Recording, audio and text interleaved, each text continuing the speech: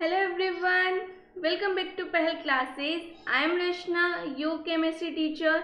हमने अपने previous video lecture में ग्रीन हाउस इफेक्ट के बारे में देखा था। ग्रीन हाउस इफेक्ट क्या होती है, उसको करने के लिए कौन सी गैसेस रिस्पॉन्सिबल हैं, ये सब हमने प्रीवियस वीडियो में देख लिया था। आज के वीडियो लेक्चर में हम एक अपना नया टॉपिक स्टार्ट करने वाले हैं इस चैप्टर का, और उस टॉपिक का नाम है ग्लोबल वार्मिंग। ओके, ये ग्लोबल वार्मिंग क्या होती है, इसका जिक्र मैंने प्रीवियस लेक्चर में भी किया था। ग्रीन हाउस इफेक्ट जब मैं आपको पढ़ा रही थी तब मैंने थोड़ा बहुत इसके बारे में बताया था, लेकिन मैंने कहा था कि ये होता क्या है वो हम नेक्स्ट वीडियो लेक्चर में देखेंगे। आज के वीडियो लेक्चर में हम देखने वाले हैं ग्लोबल वार्मिंग क्या होती है। यदि मैं बात करूँ ग्लोबल वार्मिंग की, तो ग्लोबल वार्मिंग है वो ग्रीन हाउस इफेक्ट की वजह से ही होती है। तो ग्रीन हाउस इफेक्ट क्या होता है, हमने पढ़ रखा है ग्रीन हाउस इफेक्ट क्या होता है। ग्रीन हाउस गैसेज होती है, लाइक CO2 होती है, CH4 होती है, इसके अलावा वाटर वेपर है, नाइट्रस ऑक्साइड है। ये सब गैसेज है वो क्या करती हैं, एनवायरनमेंट में इनकी क्वांटिटी इंक्रीज होती जा रही है। डे बाय डे इनकी क्वांटिटी क्या हो रही है, एनवायरनमेंट में इंक्रीज हो रही है। जैसे जैसे ये गैसेज इंक्रीज हो रही है वैसे वैसे क्या होता है, एनवायरनमेंट में क्या होती है, ग्रीन हाउस इफेक्ट होता है वो इंक्रीज होता है। क्यों इंक्रीज होता है, क्योंकि मैंने बता रखा है ये जो गैसेज है वो सन की रेज को ट्रैप करके अपनी अर्थ की सरफेस को क्या करती है, वार्म करती है, गर्म करती है। देखा था हमने ये। ओके, तो क्या हो रहा है, जनरली इनकी क्वांटिटी जितनी होनी चाहिए उससे ज़्यादा इंक्रीज हो रही है। इसकी वजह से क्या होता है, जो अपना आसपास का टेम्परेचर है अर्थ का वो इंक्रीज हो रहा है। जो ग्लोबल टेम्परेचर है वो इंक्रीज हो रहा है, और उसी को हम क्या बोलते हैं, ग्लोबल वार्मिंग बोलते हैं। तो ग्लोबल वार्मिंग क्या होती है, global warming is rise in the average global earth temperature. जो अर्थ का एवरेज टेम्परेचर होता है उसके टेम्परेचर में इंक्रीज होने को ही क्या बोला जाता है, ग्लोबल वार्मिंग बोलते हैं। ये होता क्यों है, ग्लोबल वार्मिंग क्यों होती है, हमने सबने जस्ट अभी मैंने बताया, क्योंकि जो ग्रीन हाउस गैसेज हैं उनकी क्वांटिटी एनवायरनमेंट में इंक्रीज हो रही है। जैसे जैसे ग्रीन हाउस गैसेज की क्वांटिटी इंक्रीज हो रही है वैसे वैसे क्या हो रहा है, ग्लोबल वार्मिंग इंक्रीज होती जा रही है, क्योंकि अर्थ का टेम्परेचर क्या हो रहा है, इंक्रीज हो रहा है। ओके, अब ये क्यों होता है, फॉसिल फ्यूल है उनकी वजह से हो रहा है, ठीक है, एनवायरनमेंट में वो बढ़ता जा रहा है। इसके अलावा एटमॉस्फेरिक कंसंट्रेशन इंक्रीज हो रही है, मतलब एयर पोल्यूशन बढ़ रहा है, green house gases day by day increase हो रही है। हमने प्रीवियस वीडियो लेक्चर में देखा था कि green house gases per year कितनी ज़्यादा इंक्रीज होती हैं, जो हमारे लिए क्या होती है, हार्मफुल होती है। क्या हमने ये बात देखी थी। चलो अब आगे देखते हैं, पढ़ते हैं यहाँ पे ग्लोबल वार्मिंग क्या लिखी हुई है। ओके देखो, ग्लोबल वार्मिंग क्या है, global warming, global warming is rise in the average global earth temperature. Okay, since the last century human activities mainly burning fossil fuel has raised the atmospheric concentration of greenhouse gases, which may intensify the greenhouse effect and result is an increase in the average global temperature। Just आप लोगों को मैंने यही बताया है, green house gases increase हो रही है, वो क्या करती है, ग्रीन हाउस इफेक्ट को भी इंक्रीज करती है, जिसकी वजह से जो हमारा अर्थ का ग्लोबल टेम्परेचर है वो क्या हो रहा है, इंक्रीज हो रहा है। ओके, अब यदि हम बात करें ईयर्स के अकॉर्डिंग कि कितना एवरेज टेम्परेचर इंक्रीज हुआ है, तो देखते हैं। यदि हम बात करें 1878 टू 1990, ओके, 1878 टू 1990 ईयर्स के बीच में जो अर्थ का टेम्परेचर है वो 0.45 degree Celsius to 0.15 degree Celsius क्या हुआ है, इंक्रीज हुआ है। ओके, टेम्परेचर में क्या है, increase. 0.45 degree Celsius to 0.15 degree Celsius temperature क्या हुआ है, इंक्रीज हुआ है 1878 टू 1990 ईयर्स के बीच में। ओके, इसके अलावा यदि हम बात करें तो 1990 ईयर्स से 2025 के बीच में टेम्परेचर कितना होगा, बता रहे हैं कि टेम्परेचर कितना इंक्रीज हो सकता है, 1 डिग्री सेल्सियस राइज हो सकता है, ठीक है। और जो 2025 टू 2100 के बीच में जो टेम्परेचर है वो 3 डिग्री सेल्सियस इंक्रीज हो सकता है। इतना ज़्यादा टेम्परेचर इंक्रीज होना इन ईयर्स के बीच में वो हमारे लिए बहुत ज़्यादा टेंशन की बात है, क्योंकि इससे क्या हो रहा है, ग्लोबल वार्मिंग इंक्रीज हो रही है, अर्थ का टेम्परेचर इंक्रीज हो रहा है, जिसकी वजह से बहुत हार्मफुल इफेक्ट्स पड़ते हैं ह्यूमन सोसाइटी पे, हमारे एनवायरनमेंट पे, ठीक है। डिजीज हो जाती है लोगों को, बहुत सी चीज़ें हैं जिनका इम्पैक्ट किसकी वजह से पड़ता है, ग्लोबल वार्मिंग की वजह से हो रहा है। समझ आया? देखो, between the years 1878 to 1990 an increase of 0.45 degree Celsius to 0.15 degree Celsius has been there. During 1990 2025 there may be further rise by 1 degree Celsius, and between 2025 and 2100 there may be 3 degree Celsius rise in temperature. ठीक है, कितना rise हुआ, ये probability है कि इतना ज़्यादा temperature increase हो रहा है। ओके, तो समझ आया क्या है। और इतना ज़्यादा टेम्परेचर इंक्रीज होगा तो क्या होता है हमारे लिए, आसपास के लोगों के लिए, लिविंग बींग्स के लिए, ह्यूमन बींग्स के लिए क्या है, हार्मफुल हो सकता है। क्या होता ही है। ओके, चलो अब हम देखेंगे impact of global warming. Global warming के क्या क्या इम्पैक्ट्स होते हैं। तो फर्स्ट इम्पैक्ट हम देखने वाले हैं effect on human society. Human society पे क्या इफेक्ट पड़ता है। ओके, तो यदि मैं बात करूं, हमारा अर्थ का टेम्परेचर इंक्रीज हो रहा है, ग्लोबल टेम्परेचर जो एक्चुअली है उससे ज़्यादा इंक्रीज हो रहा है, तो सिंपल सी बात है कि हमारा जो आसपास का क्लाइमेट है उसमें भी चेंज आने वाले हैं। टेम्परेचर इंक्रीज होगा तो ये तो ऑब्वियसली बात है कि जो आसपास का टेम्परेचर है वो भी क्या होगा, इंक्रीज होगा। ठीक है, तो क्लाइमेट चेंज हो रहा है, टेम्परेचर चेंज होने की वजह से तो क्या हमारी जो भी नेचुरल चीज़ें होती हैं एनवायरनमेंट में उनमें भी चेंजेस हो गए। लाइक स्नोफॉल होती है, रेनफॉल होती है, रेन होती है, उनमें सब में क्या होंगे, चेंजेस आएंगे।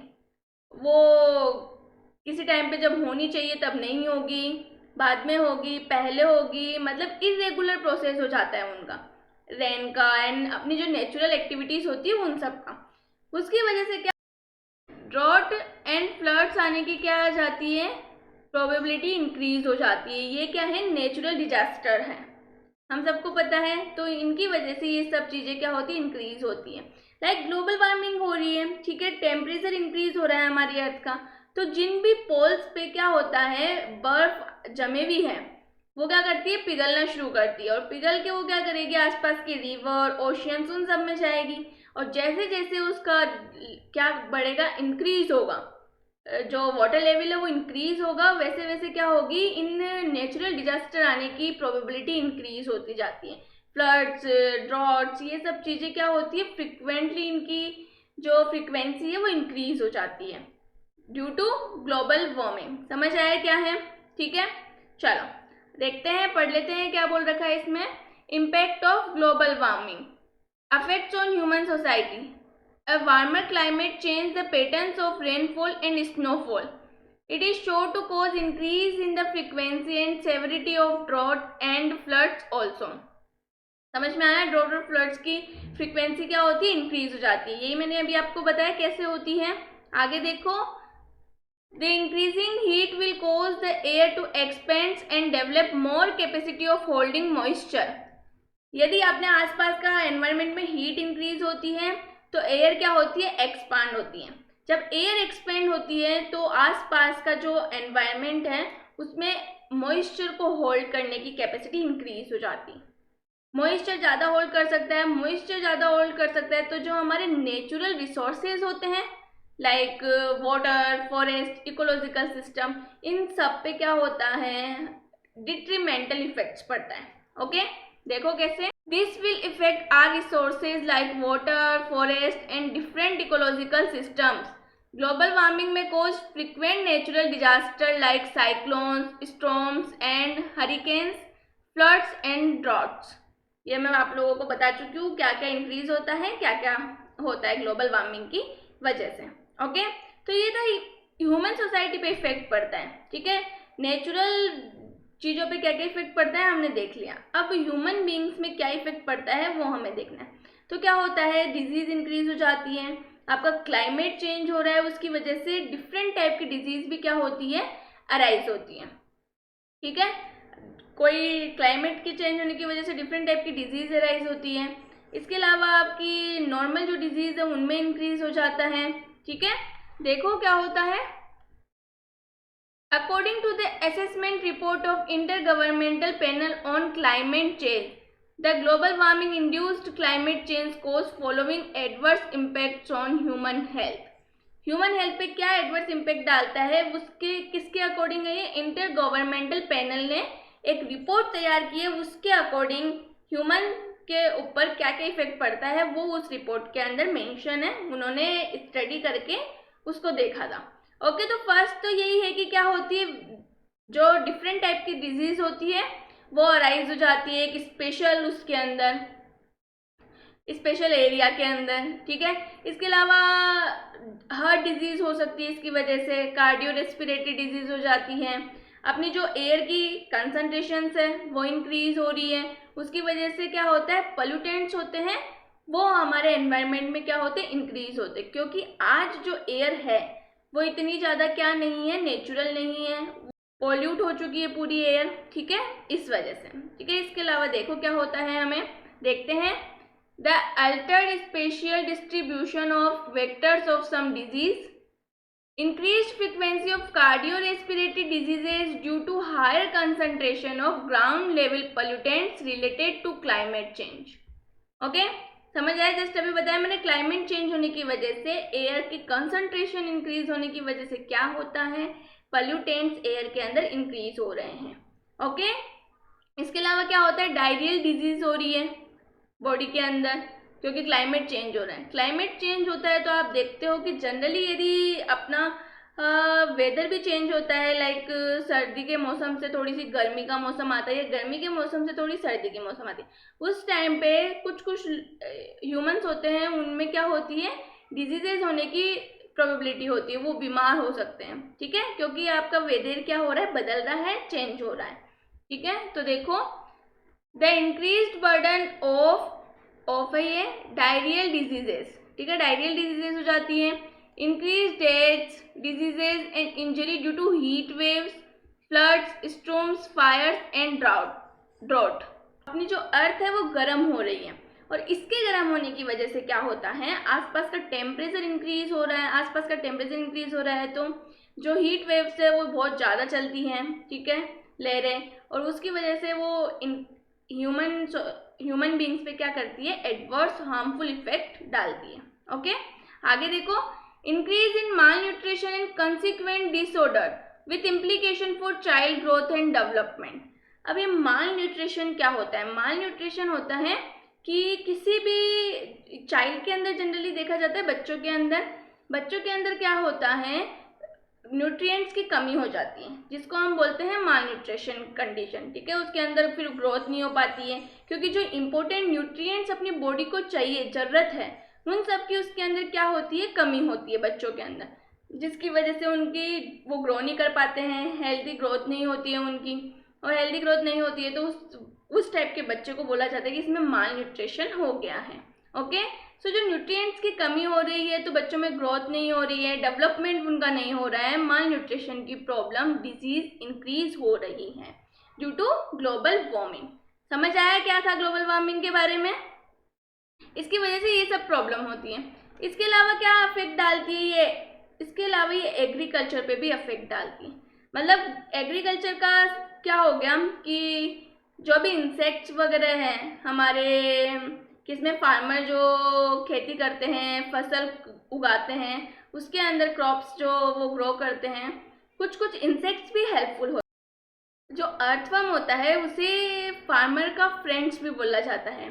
क्यों, क्योंकि जो अर्थवर्म है वो जो सॉइल होती है, ठीक है, उसको क्या करता है, न्यूट्रिएंट्स में इंक्रीज करता है, उस सॉइल को एक सूटेबल सॉइल बनाता है एक क्रॉप को ग्रो करने के लिए उसके अंदर। ओके, सो जो इंसेक्ट्स है उन पे एडवर्स इफेक्ट पड़ता है तो वो डिस्ट्रॉय हो जाती हैं। उसकी वजह से क्या होता है, जो इकोलॉजिकल बैलेंस है वो गड़बड़ हो जाता है, अपनी जो एग्रीकल्चर है, जो फार्मर से रिलेटेड, क्रॉप से रिलेटेड चीज़ें हैं, वो ग्रो नहीं कर पाती है अच्छे से। तो उन सब की वजह से क्या होता है, इफेक्ट पड़ता है किस पे, अपने पूरे इकोलॉजिकल सिस्टम पे। देखो क्या है, affect on agriculture. Global warming में cause drought and outbreak of insects. Both of these condition are damaging to agriculture. Hail storm, wind storm, fog and mist cause serious change to our crops each year. Just मैंने अभी बताया था कि crops पे कितना ज़्यादा adverse effect पड़ता है, हार्मफुल इफेक्ट पड़ता है।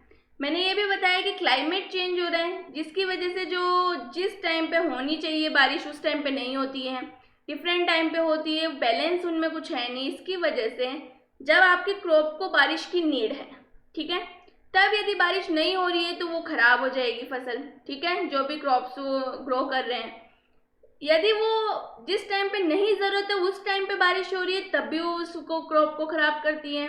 ओके, तो इस तरीके से क्या होता है, बैलेंस खराब हो रहा है, बैलेंस नहीं बन पा रहा है, पूरी जो इकोलॉजिकल सिस्टम है वो इनबैलेंस हो रहा है, अनबैलेंस हो रहा है, जिसकी वजह से क्या होता है, अपनी क्रॉप्स इनको ये सब डिस्ट्रॉय हो रही है, और इसकी वजह से अपने ह्यूमन पे भी इफेक्ट पड़ता है डायरेक्ट एंड इनडायरेक्टली।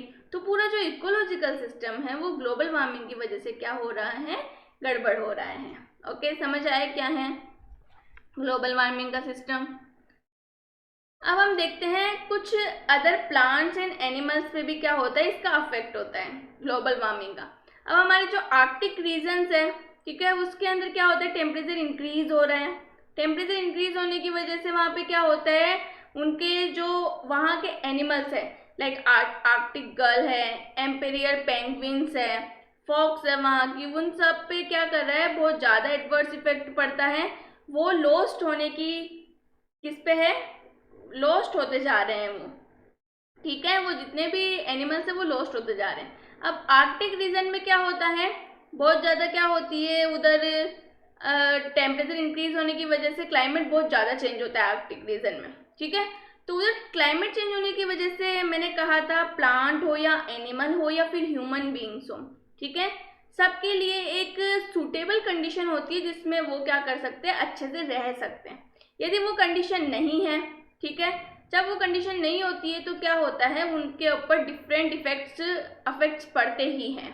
ओके, सो ये सब अफेक्ट्स इन वजह से ही है क्योंकि अपना क्लाइमेट चेंज हो रहा है। और क्लाइमेट क्यों चेंज हो रहा है, अर्थ की सरफेस में क्या हो रहा है, टेम्परेचर में इंक्रीज हो रहा है, इसलिए। देखो क्या है, affects on other plants and animals. The animal population in Arctic region are decline first due to rising temperature across the region. The disproportionate warming in this region has had detrimental effects on many Arctic species, including the Arctic gull, emperor penguins, Arctic fox, and the polar bear. The total area of Arctic sea ice has declined by 6% over the last 20 years.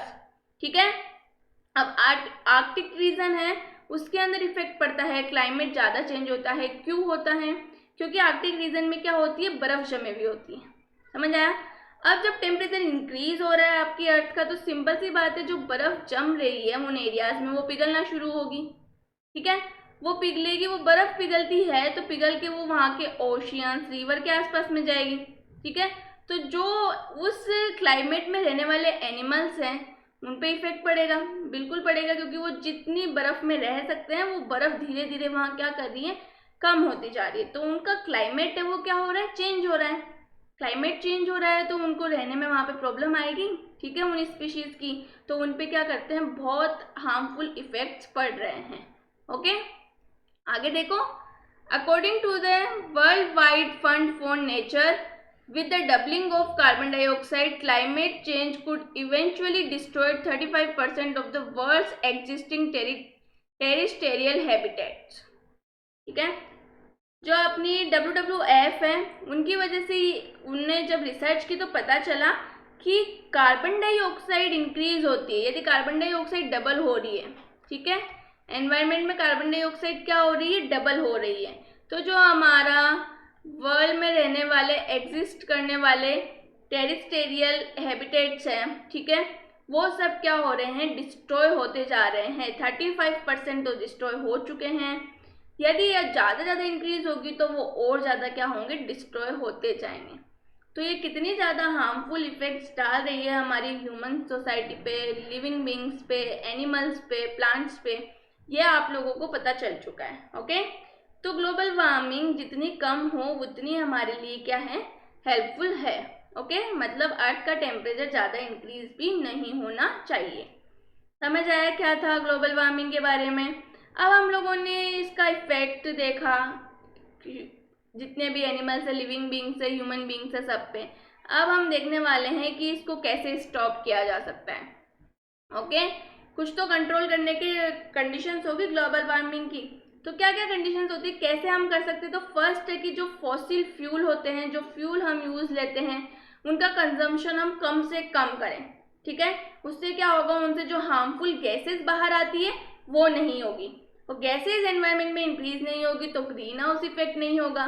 Green house effect increase नहीं होगा तो global warming अपने आप ही increase नहीं होगी। समझ आ रहा है क्या बोला जा रहा है, डायरेक्ट इनडायरेक्टली। इसके अलावा क्या होता है, आपके जो ग्रीन हाउस गैसेज हैं उनका जो प्रोडक्शन होता है, प्रोडक्शन के सोर्सेज हैं, उनको अच्छे से चेक करना चाहिए। उनका डिस्पोजल अच्छी तरह से होना चाहिए। ठीक है, जहाँ भी उनका प्रोडक्शन हो रहा है कोशिश करके ध्यान रखना चाहिए कि वो आसपास के एरियाज में ही डिस्पोजल किया जाए उन्हें, वो बाहर गैसेज एनवायरनमेंट में ज़्यादा से कम निकले। ओके, तो उसका ध्यान रखना चाहिए, उसका डिस्पोजल अच्छी तरीके से होना चाहिए गैसेज का। इसके अलावा क्या किया जा सकता है, जो एयर पोल्यूशन है वो कम किया जा सकता है जिससे वो गैसेज कम हो। ओके, चलो देखते हैं। Prevention and control of global warming, reduction of the consumption of fossil fuels by depending on non-conventional renewable sources of energy like wind, sunlight, nuclear and bioenergy। Fossil fuel का consumption कम से कम करो। कैसे, renewable चीजें होती है, energy के source होते हैं, उनको यूज करो। ठीक है, जिनको क्या किया जा सकता है, दोबारा यूज किया जा सकता है। समझ आई, चलो आगे देखो। Checking the green house gases at the source of their production and disposing them elsewhere. समझ आया, मैंने जस्ट अभी थोड़ी देर पहले ही बताया था इसके बारे में कि जो ग्रीन हाउस गैसेज है उनके सोर्स को ध्यान में रखो, अच्छे से बने, वो बाहर कहीं नहीं जानी चाहिए, एनवायरनमेंट में कोशिश करनी चाहिए। उनका डिस्पोजल कहीं ऐसी जगह होना चाहिए जहाँ आसपास के एनवायरनमेंट में वो कम से कम डिस्पोजल हो सके। ओके, कम से कम बाहर जा सके।